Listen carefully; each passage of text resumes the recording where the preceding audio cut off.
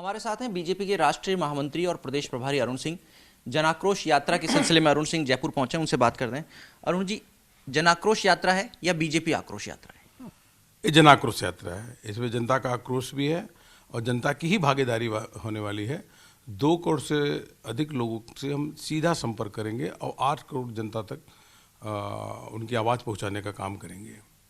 अरुण जी, रथ आ रहे हैं, 51 रथ तैयार भी हो गए हैं, जेपी नड्डा जी आ रहे हैं। नड्डा जी का लगातार राजस्थान आना क्या दिखाता है? देखिए, राजस्थान में जो कांग्रेस सरकार है वह कुशासन के चक्कर में फंसी है। जंगल राज भी है और उसके साथ साथ भ्रष्टाचार भयंकर है। राजस्थान हमारे लिए बहुत ही महत्वपूर्ण राज्य है क्योंकि यह बहुत शांतिप्रिय प्रदेश था। जब हमारी सरकार थी तो जल स्वावलंबन से लेकर के अन्नपूर्णा योजना, सस्ते में जो है उनको दवाई देना, भामाशाह योजना, बहुत सारी योजनाएं, गौरव पथ, बहुत सारी योजनाएं अच्छी तरीके से लागू थी। यह सरकार आते उनको बंद कर दी। राजस्थान की जनता पछता रही है कि क्यों यह कांग्रेस सरकार आई और अब उसको इसका खामियाजा भुगतना पड़ रहा है। आज राष्ट्रीय अध्यक्ष जी आ रहे हैं, सभी कार्यकर्ता उनका स्वागत भी कर रहे हैं और जन आक्रोश यात्रा को आज से आगाज करने वाले हैं। 200 विधानसभाओं में 200 यात्रा एक साथ निकलेगी और 600 नेता उसमें कम से कम भाषण देने वाले हैं। सतीश जी के कार्यकाल में सबसे बड़ा कार्यक्रम माने अभी तक का? देखिए, जनसंपर्क का सबसे बड़ा कार्यक्रम है। जनसंपर्क और जनता के बीच में पहुंचना, जन भागीदारी करना, यह सबसे बड़ा कार्यक्रम होगा। सरकार के 4 साल पूरे हो रहे हैं। अब गहलोत सरकार को जवाब देना पड़ेगा कि आखिर 4 साल पूरे होने पे उन्होंने किया क्या।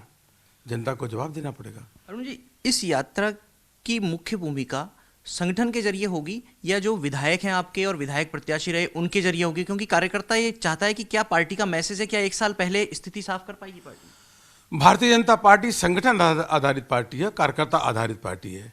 यह संगठन का कार्यक्रम है और सभी सांसद विधायक वह कार्यकर्ता ही होते हैं।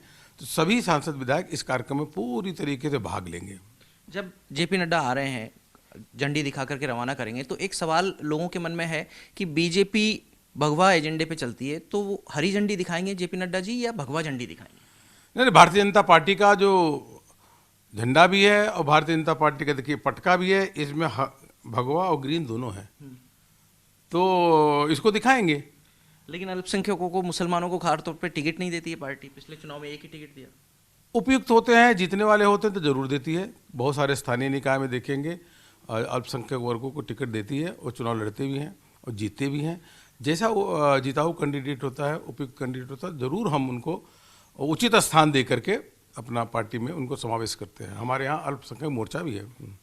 4 साल के मौके पर सरकार जश्न मना रही है। आप जनाक्रोश यात्रा के जरिए सरकार को घेरने की, जनता से जुड़ने की कोशिश कर रहे हैं, लेकिन कांग्रेस में सचिन पायलट और अशोक गहलोत की जो संघर्ष की स्थिति चल रही है उसको खत्म कर चुकी है कांग्रेस लगभग। वेणुगोपाल आए, दोनों के हाथ उठा दिए और कहा कि एसेट हैं दोनों पार्टी की। कैसे एसेट, आप बताइए? राजस्थान की जनता एसेट नहीं मान रही है इन दोनों को। राजस्थान की जनता सचिन पायलट और गहलोत जी, उनके सभी मंत्रियों को लाइबिलिटी मानती है, क्योंकि वह उनके लाइबिलिटी है और किसी भी प्रकार का कोई उनकी न सुनवाई हो रही है और न उनके समस्याओं का समाधान हो रहा है। लगातार निराशा का वातावरण है। दूसरी बात, मुझको समझ में नहीं आ रहा है कि किस प्रकार से कांग्रेस आपस में ही कबड्डी खेल रही है।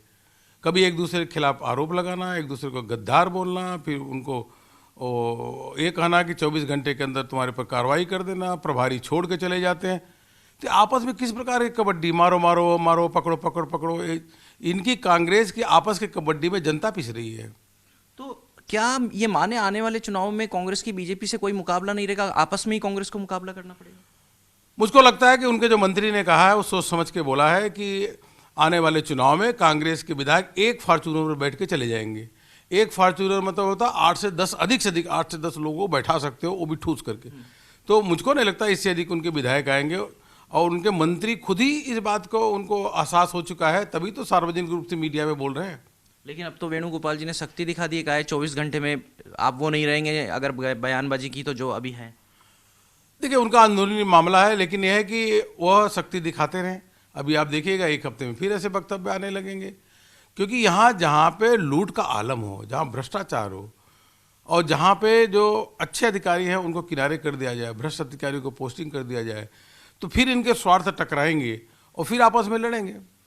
आप कह रहे हैं कि सचिन पायलट और अशोक गहलोत और उनके मंत्री लाइबिलिटी हैं राजस्थान की जनता के लिए, तो असेट किसको मानते हैं आप, खासतौर से बीजेपी के लिए? क्या वसुंधरा राजे, सतीश पूनिया, ओम बिरला, अश्विनी वैष्णव, गजेंद्र सिंह शेखावत, ये सब लोग असेट हैं या सभी कार्यकर्ता हमारे लिए एसेट है। भारतीय जनता पार्टी के लाखों कार्यकर्ता हमारे लिए एसेट हैं और भारतीय जनता पार्टी का असली मालिक कोई है तो बूथ पे कार्यकर्ता जो काम करता है वो हम भारतीय जनता पार्टी का मालिक है।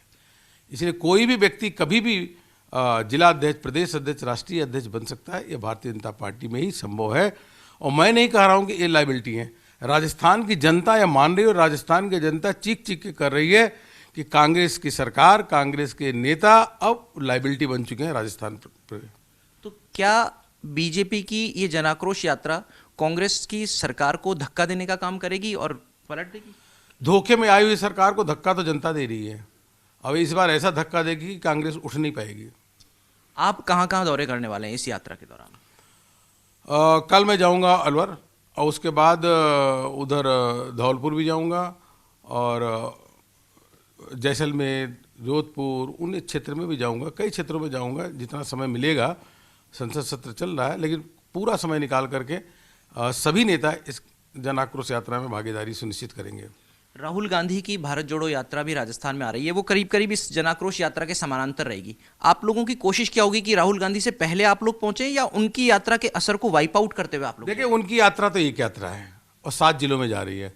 हमारी 200 यात्रा सभी 200 विधानसभा में सभी गांव में जा रही है और वह यात्रा एक एक व्यक्ति से मिलेगी, जन शिकायत पत्र भी इकट्ठा करेगी और मिस कॉल नंबर के माध्यम से अधिक लोग विरोध भी दर्ज करा पाएंगे। ये व्यापक यात्रा है और राहुल गांधी चूंकि जब यहाँ आएंगे तो उनको जरूर राजस्थान की जनता को जवाब देना चाहिए कि किसानों का कर्जा माफी जो आप 10 दिन में कहे थे क्यों नहीं किया, युवाओं को बेरोजगारी भत्ता क्यों नहीं दिया, बिजली के दाम 8 से 9 बार क्यों बढ़ाए और डीजल पेट्रोल सबसे अधिक अगर महंगा है तो राजस्थान में है।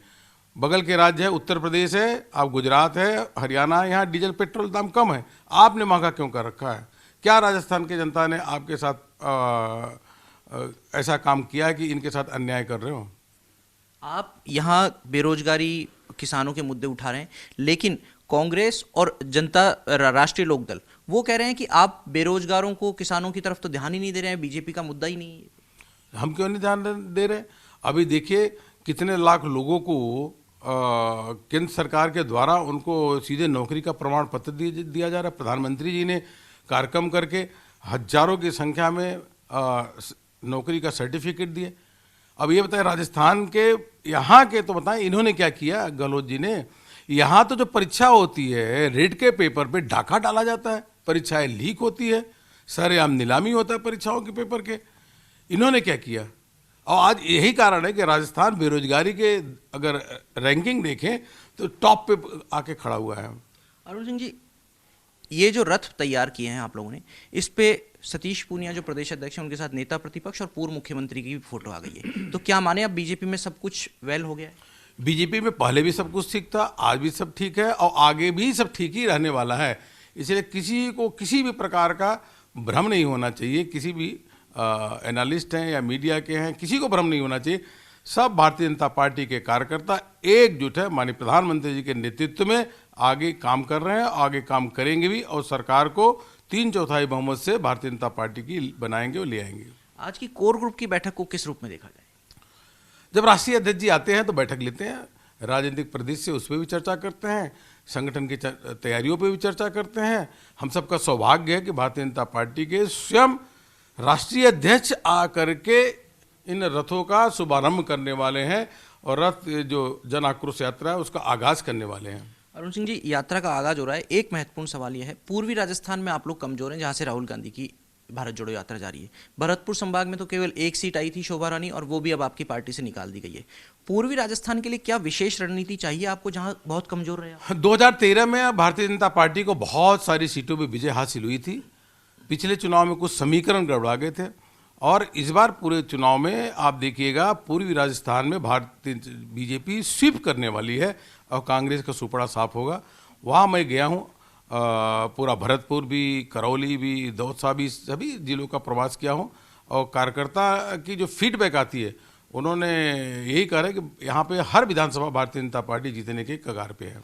जो रथ जा रहे हैं उन पर एक शिकायत सुझाव पेटिका भी रखी गई है। उन शिकायत सुझाव जो आएंगे जितने भी संख्या में, क्या करेंगे आप लोग उनका भविष्य? वह शिकायत सारे इकट्ठे करके, उनकी लिस्टिंग बना करके और पूरे शिकायत पत्र को एक ट्रक में भर के ले जाके गहलोत के या मुख्यमंत्री के यहाँ ले जा करके देने का काम करेंगे।